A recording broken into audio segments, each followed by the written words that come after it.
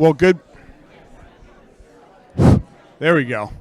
Good morning, everybody. Good to see you all. Welcome to the August edition of our town hall meeting. Normal meeting, got lots on the agenda today, but before I invite Pastor Elliott forward to open us in prayer and give the pastoral care update, I would like to introduce our board of trustees who are convening, and this is why we moved the town hall meeting until today from last Tuesday. So it won't happen like that every year, but thank you for them for being accommodating. So board members, as I introduce you, if you would stand up, please. Reverend Tide Culbertson. Miss Susan Hannes. Reverend Daniel Berteau. Reverend George Hansel. Mrs. Wendy Clark. Ms. Ardeen Kern. Reverend John Carpenter. Our SCLC District President, Reverend Wally Vanasquez. Reverend Wally Arp. And two of our newest board members, Reverend William Hale. And Miss Lois Ford, our Florida Georgia District Representative. Schaefer, I'm sorry. I don't know why I had Ford on there. Miss Schaefer, thank you. They will be here for the entirety of the meeting and available at the end for questions and interaction with you all. So blessings as we get started, and I'll call forth Reverend John Elliott to kick us off with prayer and then give the pastoral care update.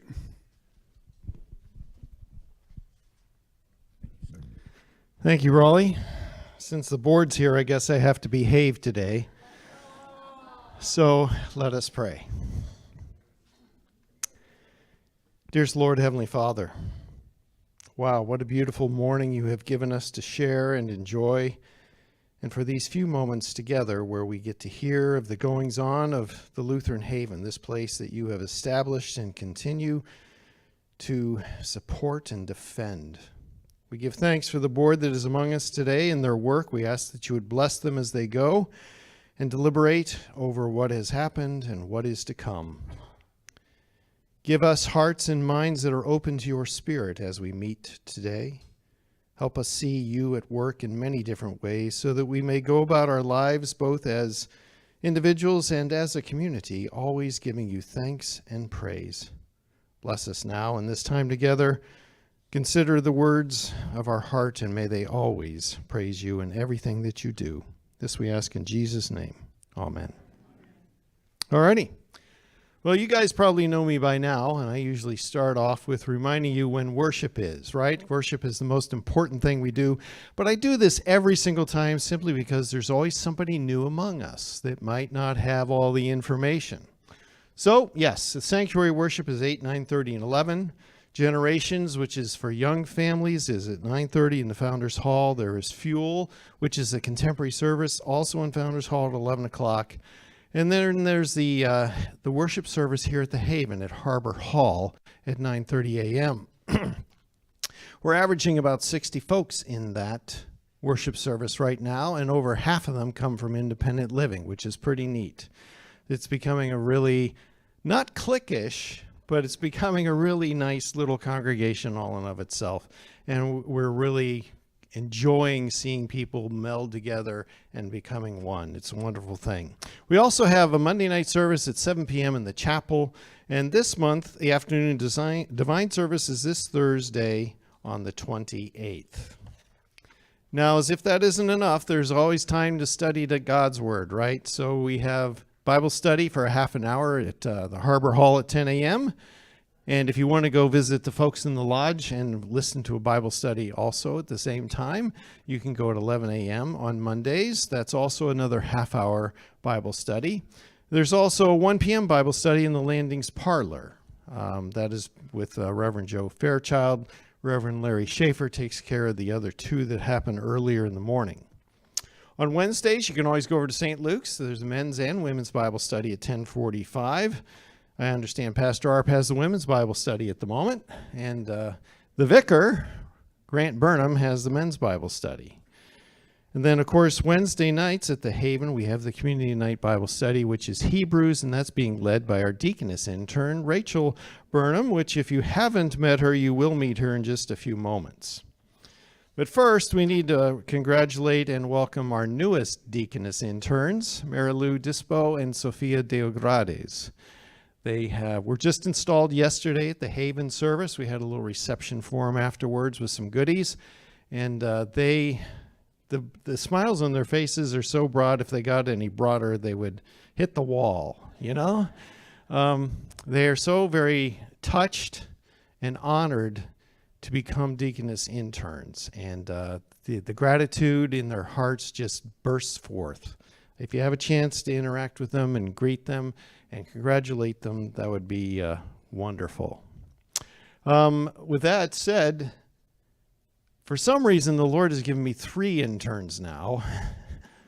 I'm not sure what he's up to or what he was thinking, but I'm sure it is all good, because that's what Paul promises us in Romans 8, right? All things are done for our good. So I'd like to ask Deaconess intern Rachel Burnham to come up. Where'd she get off to? There she is. She's going to introduce herself and maybe take a question or 2, not too many. All right. You didn't warn me about questions. All right, good morning. Yes, I am Rachel Burnham. I've been here for about a month and a half, and I've had the pleasure to meet many of you, but there's so many people here, and I'd love to get to know you more. So you might be getting a call from me, or if you'd like a visit, I'd be happy to come chat with you. So give me a call, and I'll be over here through December, and then switching a bit more over to the church, but still active in both places. So got lots of time, would love to get to know you. Any other questions? And I am married to the vicar. That's good to know. Deaconess McLean will thank you for announcing that. That way she won't be married to the vicar this year. All right. All right. The last announcement I have here is my sabbatical. It was approved. The church, and since Pastor Tig is here, I can say this with faithfulness. He gently asked me if I wanted to take a sabbatical, and I thought about it for a while, and I decided it was a pretty good idea. So I applied via the church's process, and they approved it, and I'm going to be taking 6 weeks starting September the 1st.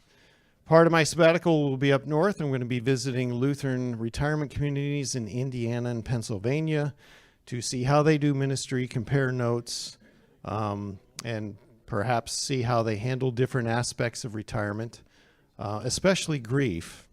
And maybe I can gather some insights that I can come back and help improve ministry here as well. That is my hope and my prayer. I'm also going to play a little golf, just because I never get to play golf. And we'll do a little bit of that. I'm going to be studying the book of Job, and I think I have 6 book reports to write. So I'll be busy.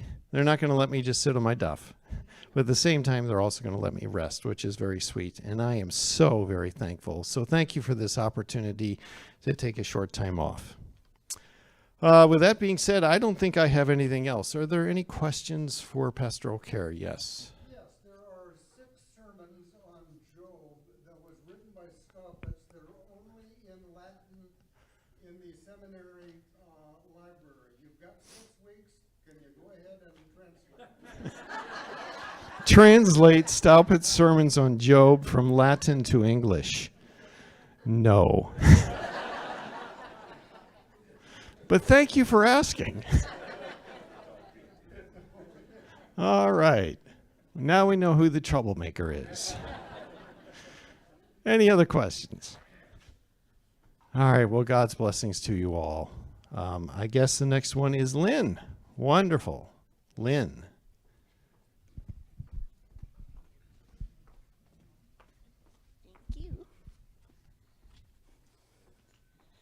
Speaking of retirement, I took over for Lori, who graciously came to support me today. So a few things. We have our Charleston, South Carolina trip coming up. It is completely booked, 52 people this time. Last payment is due August 27th. We will receive the itinerary via email, and our presentation will be held on Thursday, October 16th at 10 a.m., and it will be on the scroll as an update. So our National Drive-Through and Refreshment Day event went very well. We had a lot of people drive through, walk through, bike through, golf cart through to receive some treats and some drinks. Definitely a success. About 82 people came through, so definitely something I would do again. Maybe in the cooler weather because it was very, very hot that day. So the people that were in the cars with the AC, smart move. Then we had our National Creamsicle Day, followed by Lori's retirement party. So we had about 150 guests come through, have some orange creamsicles, some treats, and some cake for Lori. So definitely a blessing there. Cooking with Chef. This past Friday, he made his famous eggplant parm, which I heard a lot of people requested. Had about 21, 22 people come through. I do have some recipes in my office if anyone would like that. And then bingo this Wednesday. It will be South Carolina, continuing with the states, and we will do a special Christmas bingo in December. So stay tuned for that. Olive Garden lunch this Friday.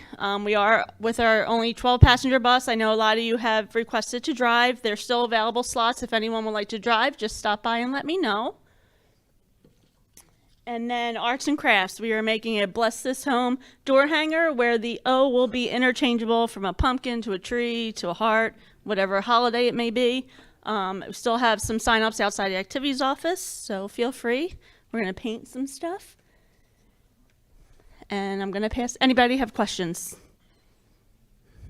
Well, you know where my office is.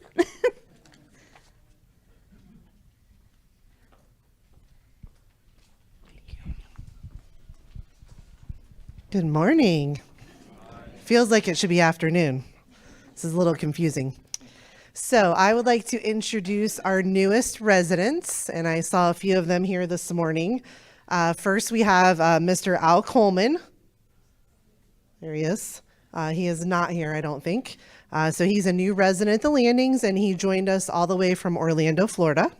So close by. And then next up, we have Miss Susan Swanson. Please stand and give them a wave. There we are. And Susan actually joined us all the way from Arlington, Virginia. And her new home is over on Chipmunk Lane, 1517. And then last but not least, we have Miss Barbara Haynes. I think I saw her come in. There she is. And she is also a new resident at the Landings, and she came all the way from Alta, Iowa. So we are happy they are here with us. Welcome. So that's it for me. And then next up, we have therapy.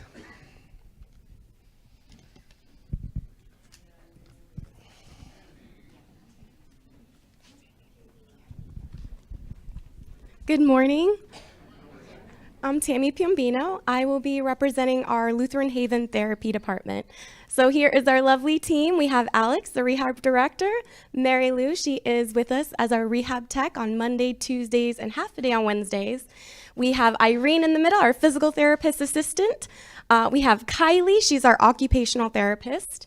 Myself, and we also have, my name is Tammy, and we also have Gomer as well as also a physical therapist.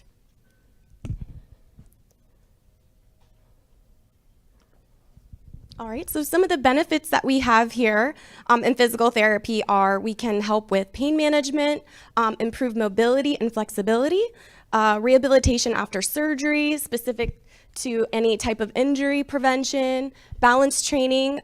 We use what's called the Steady and Ortego format, and that really helps with balance as well. We have a stroke therapy and help to restore your independence.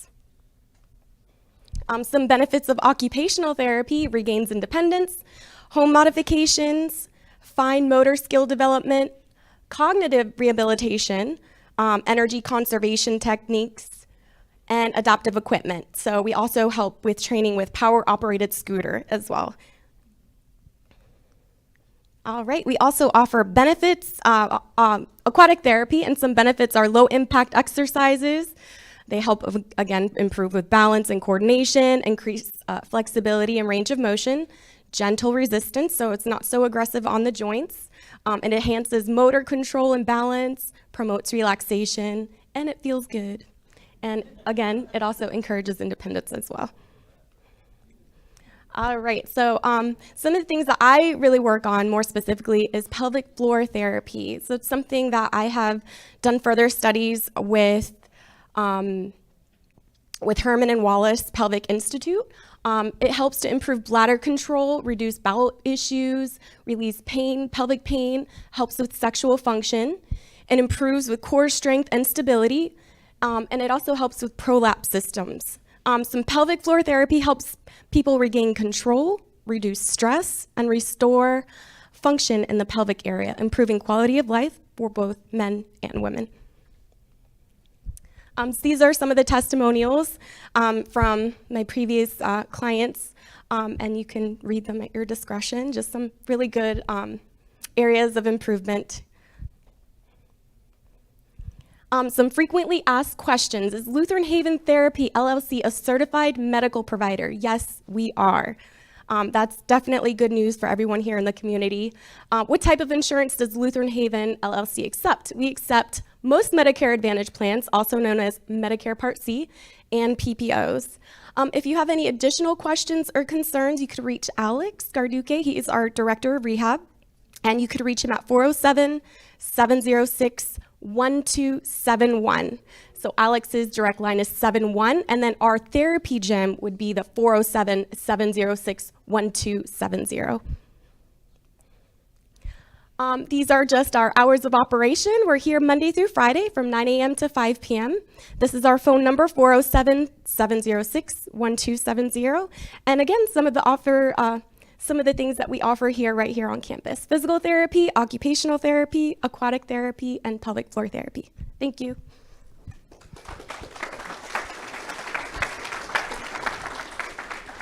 You got it.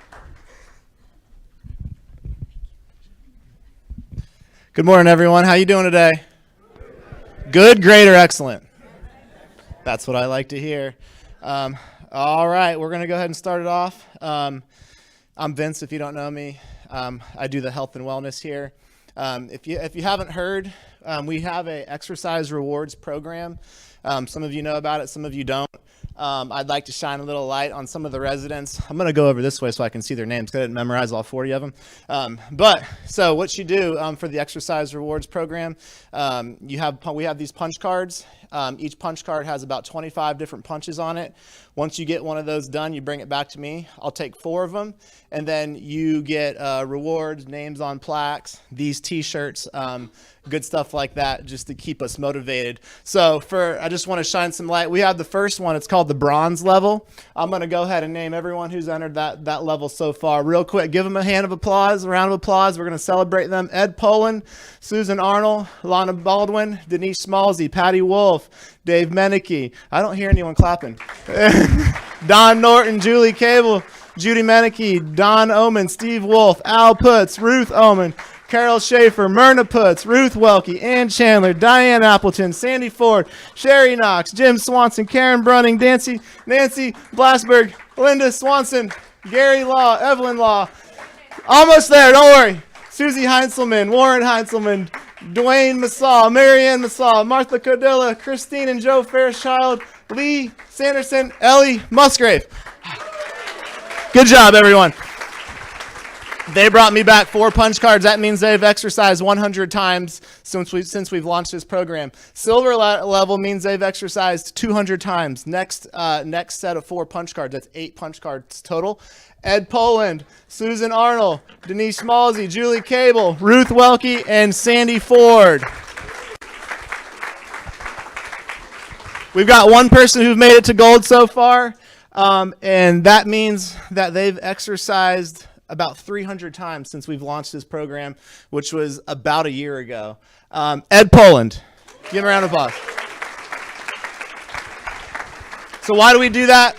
Well, we do this because it increases consistency, which leads to, and it ensures for regular exercise, regular activity, which leads to increased overall muscle strength. It increases your motivation, which increases likelihood of not skipping a workout. So we're building consistency, and it's habit forming. So the goal for this is to create a long-term, keyword long-term, sustainable health and wellness program that inspires lasting lifestyle changes by celebrating your progress for all the hard work that you did. So good job, everyone who's participating in that. I'm proud of you. Moving down, October 6th through the 12th, we have what's called Active Aging Week. So what this is, Active Aging Week, is a national awareness initiative designed to celebrate and promote healthy lifestyles, physical activity, and social engagement among older adults. It's a week-long effort occurring in early October and is supported by the ICAA, which is the International Council on Active Aging.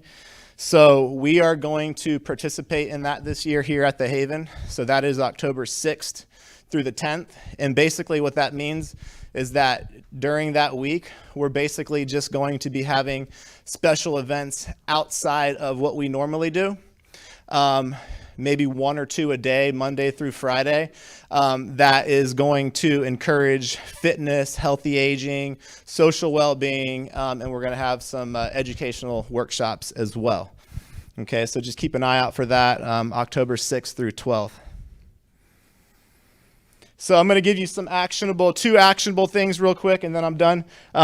Real quick, I'm going to teach you guys how to stand up properly, the best way to make it as easy as possible. Those of you who come to my exercise classes know how to do this. You probably dream about it at night because we talk about it so often. But I'm going to teach you one more time, because standing up, being able to stand up, is, in my opinion, one of the most important things that you can do, and you do not want to lose that ability. So first thing, 3 things that you can do to make standing as easy as possible. I'll give someone $1 if they know number 1. Just kidding, I can't do that. Scoot your butts up in the chair. Scoot your butts all the way up in the chair, at least to the edge of the seat. Don't fall out of your seat, obviously, but go. You don't have to do this right now, but you can if you want to. So get your butt as close to the edge of the seat as you possibly can. Number 2, pull your feet back so that your knees are over your toes. Knees over toes, that's going to help you create forward momentum. Standing isn't always about how strong you are, and it's not about how strong your legs are all the time. A lot of the time, it's about how much momentum and forward momentum can you create to stand up. That way, you don't have to use as much leg strength. So butts are up in the chairs. Feet are back, knees are over your toes. If your chair has armrests, use them. So put your hands on the armrest. Now you're in good position. All you're going to do, lean forward. Take your nose over your toes. Push with your arms, your legs, all at the same time. Good. And then you can sit back down. When you sit back down, you're going to reach back with the chair. Make sure that chair is behind you. Feel it on the back of your legs. Feel the armrest with your hands, and then slowly lower yourself back down to the chair. Don't flop in your chair. We don't want to create back injuries. So 3 things: butt up in the chair, pull your feet back so that your knees are over your toes, and then you're going to want to take your nose over your toes, push with your arms and your hands and your legs all at the same time to help create that forward momentum, and it'll make standing as easy as possible. And then last but not least, I'm gonna give you guys, this is just something that you can think about. I'm not telling you that you need to do this, but I'm just making you aware of this, and then you can do your own research and decide if it's appropriate for you. But what this is called creatine. Okay, so I'm telling you this because there's been a lot of studies that I've been reading that talk about the benefits of creatine, okay, especially for our population. So if you haven't heard of creatine, what is creatine? Creatine is a naturally occurring compound stored in the muscles and the brain, which acts like a quick charge battery for your cells. When you need short bursts of energy, like standing up from a chair, climbing stairs, walking, whatever it may be that you need energy for, creatine helps rapidly regenerate ATP. Real quick, ATP is called adenosine triphosphate. That's one of your body's energy sources. That's what we use as energy, helps our muscles contract longer without getting as tired. Okay, so this extra energy support is especially helpful as natural creatine levels decline with age. So as we get older, creatine levels decline with our age. So these studies that I was telling you about, they show a lot of good information on how supplementing creatine into your diet can assist with strength benefits. So it talks about how seniors taking creatine showed greater gains in muscle mass and functional strength compared to just exercising alone without creatine, okay? What interests me the most is the brain benefits. So it has cognitive benefits. Supplementing creatine, especially when combined with resistance training, improved short-term memory, reasoning, and mental fatigue resistance. Okay, and so creatine is also one of the cheapest supplements that you can buy anywhere, and it's one of the most well-researched supplements on the market. They've been researching creatine for years. So creatine comes from two sources naturally without supplementing it. One is your food. So you get creatine through food, specifically red meat, fish, poultry, but you only get about 1 to 2 grams. Okay, 1 to 2 grams, and that's a day. So if say your goal is to take in 5 grams of creatine, you can't eat the amount of creatine that you need to have it adequately in your diet. You would need to eat about a pound of meat a day to get that. The other, which is very hard to do. The other source is your body. Your body has an internal production of creatine. Again, that produces about 1 to 2 grams per day. That's produced in the liver, kidneys, and pancreas. As we age, those numbers decrease, okay? So why supplement creatine? Like I just said, because your body does not produce enough of it, and it's too difficult to eat the amount of meat to get adequate amounts of creatine needed daily. So for strength benefits, if you're looking to have ample amounts of creatine for strength benefits, studies show 5 grams of creatine per day significantly can help improve your strength. But if you want the cognitive benefits that come along to it, they say 10 grams per day. So why 10 grams? Because your muscles think of your muscles are greedy. Your muscles take the initial first 5 grams of creatine and use it for that energy source. So if you're only using the creatine from your diet and from your body's internal production, your brain is not getting that benefit from the natural production of creatine. Okay, so it's just not getting enough. So I'm just telling you this basically to simply make you aware that there is a nice, safe, harmless, well-researched product out there on the market that can help you improve your performance physically and cognitively. But I'm not saying that you need to take that. I'm saying do your own research, talk to your doctor, see if it's appropriate for you, okay? And then these are the studies that I have been looking at. There's about 5 different studies I looked into. Some of them are with 5 grams. They supplemented 5 grams of creatine for 14 days. And a lot of the participants stated that they had improved memory, mental recall, and processing speed. 76 years and older for women, they were supplementing 20 grams a day for 24 weeks. They talked about significant improvements in muscle strength and overall functional performance. I'm not going to read all those, but if you would like that, I can get it to you. Yes, you have a question?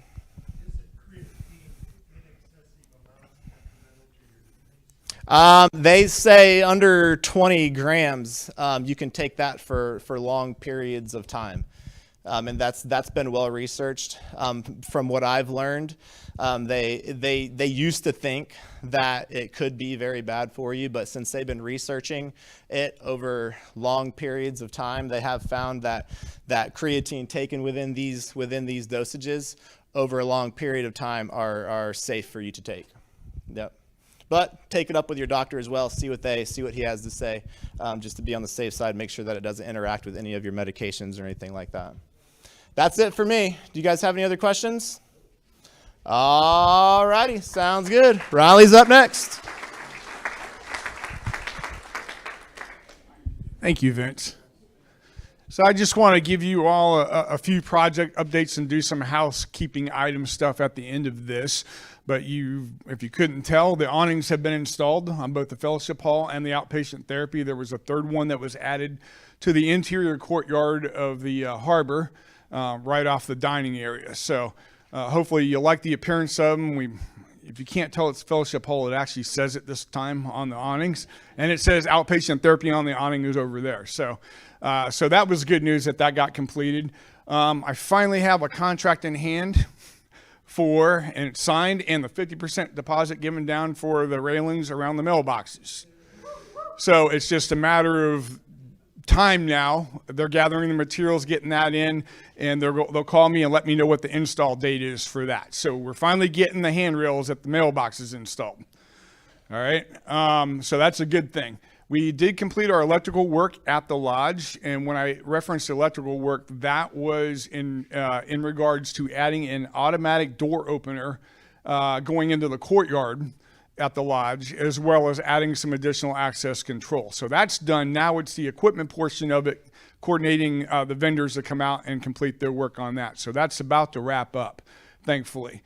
Also, I'm happy to announce that we have signed an agreement for a new bus, one that has working AC. For those of you who are in the know, it's a 32 passenger bus with rear storage capacity that'll give us a lot more flexibility, not only with our activities, but just in general transportation around the campus. It's nice. It's something that you all can be proud of. We no longer have the 24 passenger bus. For those of you who know, the AC stopped working. We have made multiple repairs on that things over the years, and it got to a point where it was no longer feasible to have it. We were able to offload it, so it's somebody else's problem now. They can fix it up, so that's good. But we are looking at probably October, November delivery date and completion on that new bus. So be patient, it's coming. Hence, that's why when Lynn announced about the birthday luncheon that we only have the 12 passenger bus, that's why. So we're trying to keep things close by, so if we have to do multiple trips with people with a 12 passenger, we can do so until the new bus comes in. And then I continue to work on the infrastructure plan for the campus. That's roads, sidewalks, and things of that nature. We've done some grinding of the sidewalks. We have a lot more to do, obviously. But we also have some areas of sidewalks on campus that we can no longer grind down, that we need to now get a contractor to come out and replace those things. And we've got several areas on campus identified for where that's going to happen. All right. I also do want to address this. We do have a safety committee out here that meets quarterly. It comprises of several of our department heads. We meet, we talk about the various areas on campus. Would I like to fix everything in one shot? Absolutely. Is it feasible? Not necessarily. So sometimes I have to triage the various areas on campus based on what really needs to be fixed first, what we can do and go forward. Is it a process? Absolutely. So bear in mind that that's what I'm up against right now, and that's what we're working on. Miscellaneous. So I mentioned that the new awnings, they're beautiful. They're meant for you to walk under in inclement weather. That's why we extended it out to the road. Please don't be parking your scooters, your walkers, your golf carts especially, underneath the awnings. Okay, that just clogs up. It's meant to be a walking corridor, all right? I've seen it on multiple instances, even with staff members. They're guilty of that too, parking their golf carts underneath of the awnings, especially here at the fellowship hall. So please be mindful of that and don't park under there. Speaking of parking things, I've noticed on several instances people bringing their bikes into the fellowship hall. Please leave them outside. The fellowship hall is not a parking area for bicycles. So please keep them outside the fellowship hall, okay? Then also a reminder, school's back in session. Started a couple weeks ago. So please avoid the main entrance, exiting and coming and going. We've already said this to the staff. We put things on the scroll. But over at St. Luke's in the mornings when school is coming in, All right, please avoid that area. It just makes the resource officer who controls traffic over there and the St. Luke staff's job a lot harder when we're all trying to come in and go at the same time as school traffic. So that's just a general reminder there. One other reminder, and this is coming up now because we've had a couple of instances recently when the EMTs have come out to take care of residents when 911's been called. The med IDs, if you don't know what those are, at your closing you get these little things that pink if you're a woman, blue if you're a man, okay, that get filled out and put in the sleeve that goes on the side of your refrigerators. Why? Because that's where the EMTs look when they come out. That has all your medical information and everything on it. If you're unconscious and they need to know how to treat you, they're going to pull that thing out and look at it so they don't give you the wrong thing. They're going to list your allergies and all that. That also follows you to the hospital so the doctors know how to take care of you. We've had a couple instances recently where that's not been the case. There's been nobody around. They couldn't get a hold of anybody, and they weren't quite sure what to do with the resident. So just a general reminder to please have that filled out as accurately as possible and keep it on the side of your refrigerator. If you need additional copies because yours got worn out or you lost it, just drop by the Be Well Clinic. They've got spare copies over there of that, okay? And the last thing that's not up here is just a reminder that we are still in hurricane season. I know, our favorite topic here in Florida, right? We went months without anything, and then all of a sudden, the last couple of weeks, we've had it seems like Africa's been pumping storm after storm off the coast. Now, we've been blessed so far not to have an impact with it, but that doesn't mean we're anywhere near out of the woods. So make sure that you have your stuff in order at home. Okay, we continue to monitor the hurricane situation on a daily basis. We go to the National Hurricane website, see what's out there, where it's going, and if we end up getting into an event where it looks like we're going to have an impact, I will call the zone and block captains together and we'll disseminate the information that we need. But just make sure that you have your goods in order at the house, all right? And that, one last point to that, one thing we didn't mention a while back, if you have pets, make sure you have enough pet food for them, okay? That's really important too. We always forget that our pets are part of our family. You don't have enough cat food or whatever. Make sure that you have that as part of your hurricane inventory supply. Other than that, we're just going to pray that we don't get hit with anything. Yes? You see Jim Cantori? It's time to batten down the hatch. Yes, if you see Jim Cantori, if you don't know who that is, yeah, I think everybody knows who that is by this point. But yeah, that's when you need to start to worry. He's kind of like, what is it, Patuxent Phil up there, that comes out once a year so often. Yes, sir. Question. Yes, sir. When are we going to advertise people not to park on crosswalks? It happens too often. I did a flip because I had a van in blocking the walkway. Yes, sir. Yes, sir. It's just a reminder about when you're parking on the streets to not park where the sidewalk meets the road or where there's any crosswalks. Why? Because there's people on scooters, walkers, wheelchairs that use that to access the road who can't get down there because the cars are parked in front of it. That's common sense. Let's take care of each other, not park in those areas. Anything else from me? Yes, Mr. Ocrasa. We have a church and we have a school as well as the retirement community here. And the rules that apply to schools vary.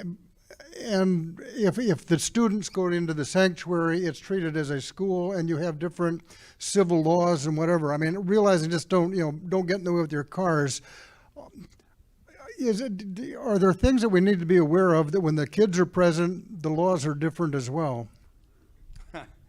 Are there things to be aware of that when the kids are present, the laws are aware? Well, I think the biggest one is don't go shooting your gun. There is that law about 500 feet within a school that you cannot be firing a firearm. Okay. Aside from that, I mean, it's common sense. It just watch out for them. I think the schools have their own rules and whatnot, but honestly, they're kind of locked down over there during the day. So you have to kind of have permission. That's my understanding, to get in and out of the buildings. So they're kind of protected. Everything else is just If they're walking across the campus here, 'cause sometimes they come over to do activities over here, and you're out driving, be mindful of where they are. Yes, ma'am, Ms. Nelder. Pardon my reach. You say that the residents are not supposed to to park on the cul-de-sacs, but it seems like all the workers there think that that's the only place they can park. Are you going to comment to some of the workers or the contractors they're working for to tell them not to park in the cul-de-sacs, or is it okay for them? That's a great question. Okay, and that's a fair question. I guess my response would be, we do try to accommodate when we can, but sometimes if there's multiple contractors, there's nowhere for them to park, and we're trying to accommodate getting them done. So we do try to get after them and say, hey, can you pull off a little bit more, or be mindful of where you're parking? Because like in your case, if they parked on the circle and you had to back out of your driveway, you can't get out. That's not being mindful, of where they're parking. So we need to be aware of that. And Nancy, who deals with the contractors mainly, is after them about where they should be parking and not parking. All right, if there's no further questions, I'll be available at the end. Yes, Mr. Millies. Pardon me. I believe there are other hours that we need to be cautious about entering the St. Luke's campus. And there's a published sheet that defines those hours. I've seen it last year. I posted it on my sunshade, my sun visor, so I know when it is, but I can't remember what they are offhand. So. Okay. Was it? It's been on the scroll. Okay, Mrs. Shear says it's been on the scroll, but we'll double check that and see if it's still there. Anybody else at this time? All right, without further ado, then I'll call forth our fearless leader, our CEO, Jerry Griffin. Oh, sorry. One more announcement. I almost forgot because I got sidetracked here. The date, there is a Veterans, the 28th of this month in the Crow's Nest from 3 to 4:30 p.m. There's a Veterans gathering. So please show up at that if you're a veteran. Lots of good information that's forthcoming. And then I'm going to, at the risk of sounding like an alcoholic, there's free beer there. It's not a risk, Raleigh, we know. Well, welcome everybody. Appreciate y'all coming out. And I want to thank all the residents who gave up their coffee clutch this morning. Or is it coffee clutch or coffee clatch? Clatch, okay. If they gave up their coffee clutch, we appreciate it, but miraculously we have coffee, so that's a good thing. One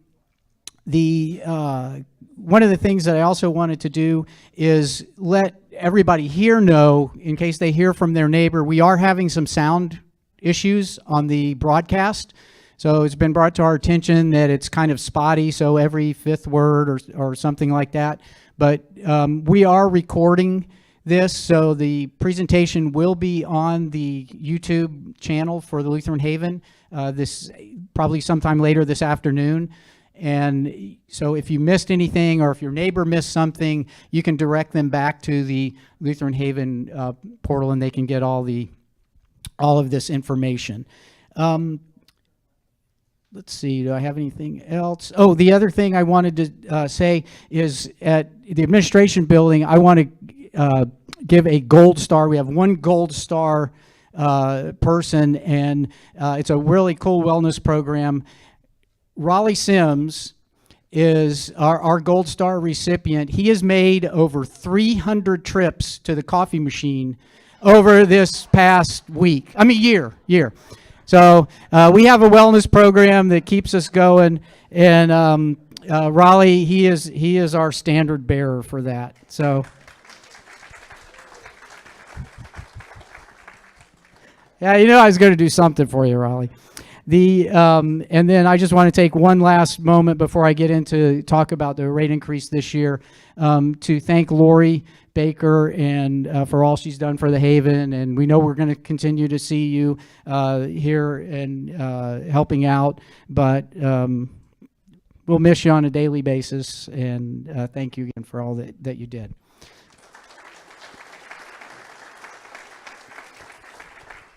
As I go into our talk about the rate increase, I'm going to kind of do a little bit abbreviated and then a version of everything. The competitive analysis, which we put up last year, we've got that, but it's not done yet. So as part of this August board meeting, we're going to be approving the final budget. We're going to be approving the published rates. And as soon as that's done, we'll be able to complete that competitive analysis with our information. And I'll bring that at the September board meeting, or at the September town hall. So we're still gonna provide it for you, so you can see the value that we are. So with that being said, I think we'll go ahead and go on into the rate increases. So after the rate increases, in talking with many of you and your fellow residents, and also with some correspondence that we received, I tried to pull out the big concerns that came through in all those different questions. There are a lot of questions, but they really centered around several issues. So you could, and these are the issues that I brought up, or that I believe were brought up. First is, how are they calculated? What's driving the increases? What's the role of the SELC district in all of this? Are residents going to be able to afford to live here? Are we changing the demographic that we serve? What are the rate increases for the next 5 to 7 years? And what's the long-term fiscal strategy? So as I go through this presentation, I hope that these issues will be addressed. Some of them I'll address specifically. Some of them will just kind of, I think, be addressed in the information that or attempted to be addressed in the information that I give. So hopefully we'll get these. And again, if you have any other concerns or things that I didn't pick up on, you'll have the opportunity to answer those or to get information. So we look at our 2026 rate calculations, and overall, it's based on the budget and what we think is going to happen.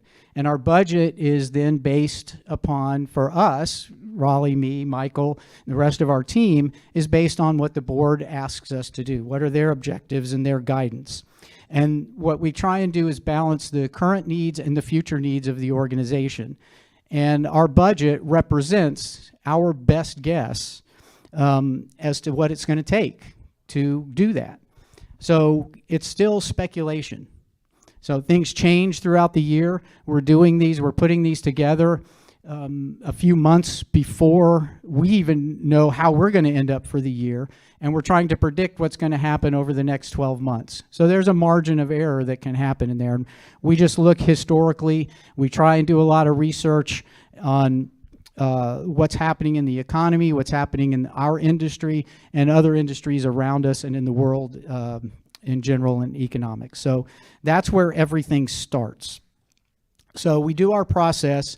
And again, I've gone through this many times. I would urge you, if you really want to dive in deep, go back to the May meeting and June meeting, and I think we talk really more in depth about a lot of these details, and they're all up on the YouTube channel, so you can fast forward right to the spots that you want. But the basic process is we look at point A, where are we? How have we done last year? Where are we at this particular point?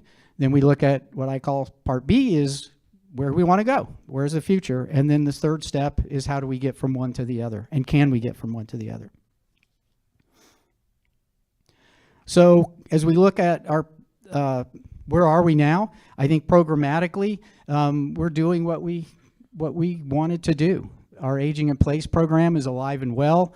I think you see Vince and his team, Alex. We're so blessed to be a part of Lutheran Haven, and part of that blessing, there's a lot to go around. There's you guys and your hearts and what you do for each other, all the flea market things, all that goodness. Then you've got our staff.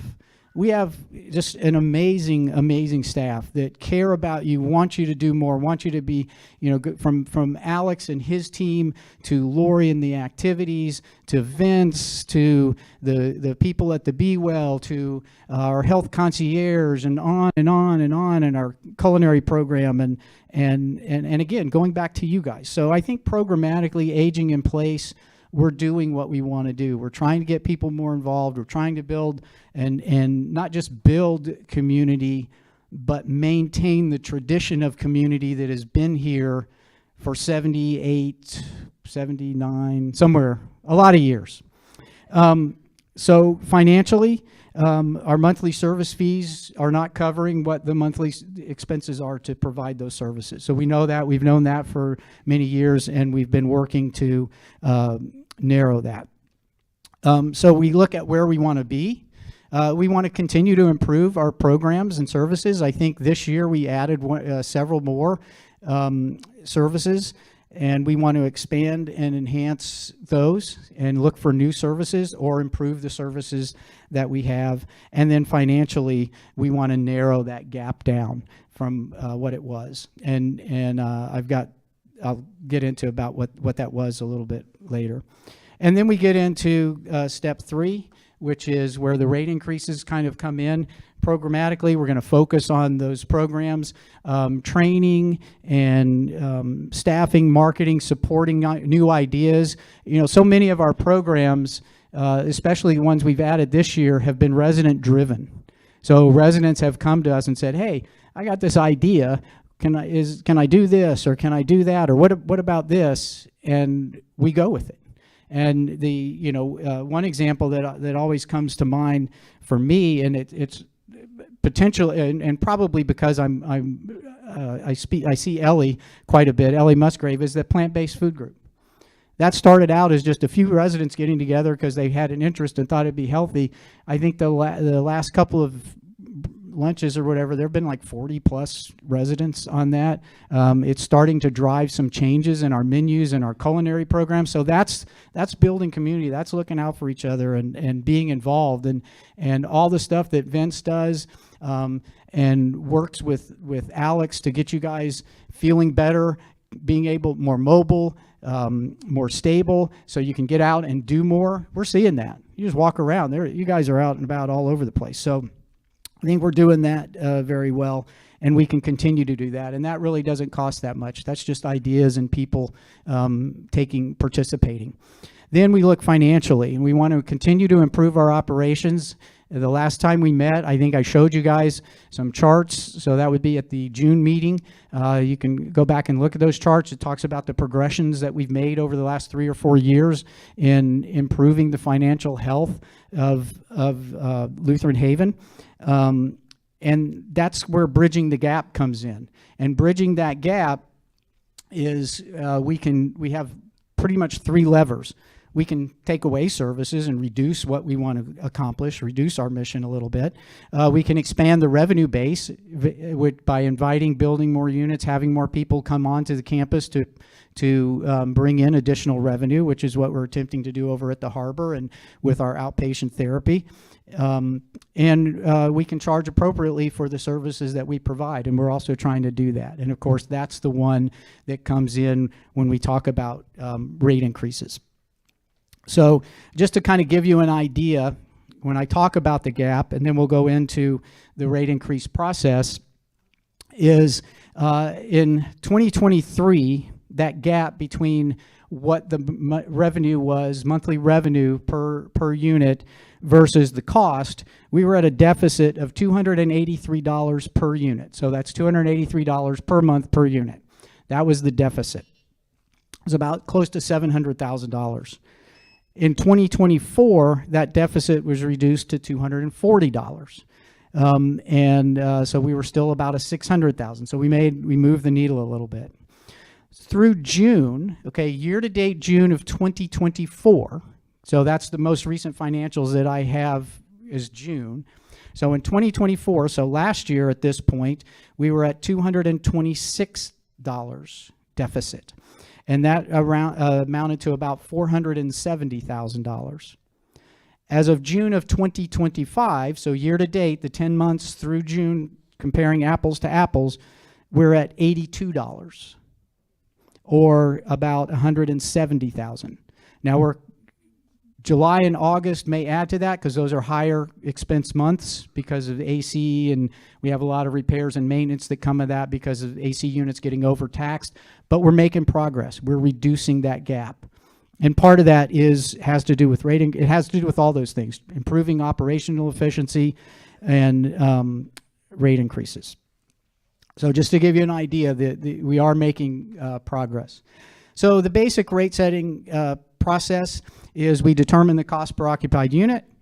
We determine what we call layer one, which is how much is it going to cost us to provide those same services or any new services that we know of. How much is that additional money is that going to cost? How much are we going to need next year to be able to at least maintain that gap? Maybe it doesn't get reduced, but we keep it the same. We had 2 years ago, we started the implementing a second person fee. So that layer two is the phase in of that second person fee, and this is the second of 3 years. So next year will be the last of that. And then we look at the gap. After all that, we look at the gap and we say, we need to reduce this gap. We're going to add a little bit to reduce the gap. That's the typical process that was introduced, I think last year is where we came in that. So if we go to this year, we pretty much followed the same process. The slide looks pretty much the same, except if you notice the bottom two, there's a strike through there. Because your board of directors decided that last year was a heavy year for you guys, and they didn't want to do that again. They wanted to keep it as minimal as possible. We can't go backwards, but we got to stay at least even. So what they did is they said, this year, we're going to waive that layer 3 add-on so that the only two layers are year-over-year cost and then the second person. So that's the process that we used this year, and that's what went into your rates. So now for the fun part, right? Math. One of the questions, how is all this calculated? So we take the revenue per occupied unit and the cost per occupied unit, and we get the difference. So in this case, that difference was $159 per unit, okay? We used 210 units to figure that. So we took the cost divided by 210, came up with 159. So that's what we would need if all 210 units were subject to a rate increase. But as you guys know, anybody that's moved in 6 months or less, the first year, there's no rate increase for them. They're coming in at a published rate. We're not going to raise their rate. They'll get their rate started to raise next year. So when you factor that in, that brings it down to 198 units that will be participating in covering those costs. So that raised it up to $169 a unit. So what your rate increase was, $169 per unit, plus if you were subject to the phase-in, another $50. So all we try to do is cover year-over-year costs, break even, keep that gap the same, and hope that that we reduce it through improved operations and higher census coming in. So the composition, because that was another question, what's driving these rates? Why is it this much? What's driving it is 50% of the total anticipated increase in cost, 50% of that is personnel. Wages, labor, health insurance, benefits, all of those things. And keep in mind, your Florida government, is doing mandatory rate increases. We don't have a choice in some of these, and really this year we've really started to feel the effects. Next year it's going to be even more. We're going to feel it even more because we are fairly competitive. 30% was related to other operating costs. That's your utilities, insurance, all those kind of program expenses, that kind of stuff, and then the remaining is G&A expenses and the cost of capital. that go in there. But those are the drivers of it. And so when we look at it, while individual rates, so when you calculate what your percentage increase was, it's going to be different from your neighbors because you're starting at a different point.